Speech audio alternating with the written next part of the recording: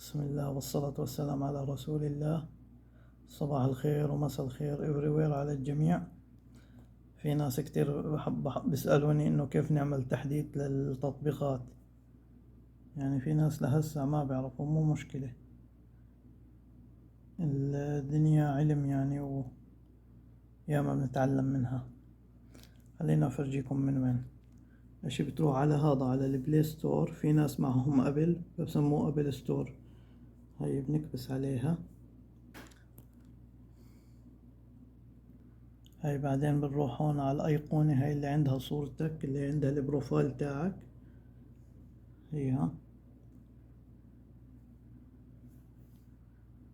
هاي بعدين بنروح عند هاي مانج اب ديفايس، وهي هيك بنشوف هون. هسا بعطينا إذا في تحديث. هون بنفتح هاي على updates available، شو هي المتوفرة، بتكون بالعربي يمكن. ما هي التطبيقات المتوفرة؟ هاي من ضمنهم هاي الأشياء اللي ما بدها تحديث. عندي النتفليكس، هذا عندي إياه مجاني بس ما بستعمله، ما حبيته من يوم ما شو اسمه، من يوم ما دقوا في الأردن ما حبيته. صار يحكوا على الأردن إنه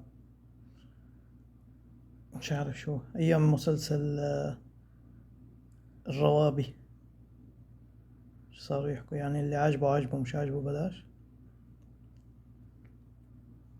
هم نفسهم الشركة. هي هيك بنعمل تحديث، عملت أبديت للكل.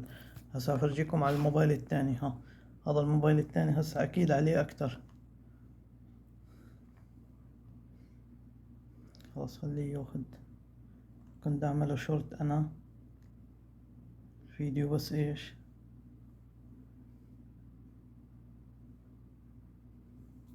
هذا الموبايل التاني ما بستخدمه بس حطه هيك منظر. هاي بروح مرة تانية وين، على الابل ستور. هاي ما عنديش اياها برا، هيها حاطها، مو حاطها على الشاشة الخارجية، هيها هون. وهي نفس الاشي، ما هم كلهم هذول عشان نفس حساباتي، فهي نفس الاسم. كل الثلاث تليفونات اللي معي هاي مشغلهم على حساباتي. وهي هون بدنا نروح هون مرة تانية وين، على المانج ابل ابس اند ديفايس، اللي هي بتكون بالعربي يعني إدارة التطبيقات. هاي هون شوفوا قديش لحد هسا هي أعطاني قديش، كانوا 12 صاروا هسا 14 قبل ما أعطيتهم نت. 14 تطبيق بدهم تحديث عندي.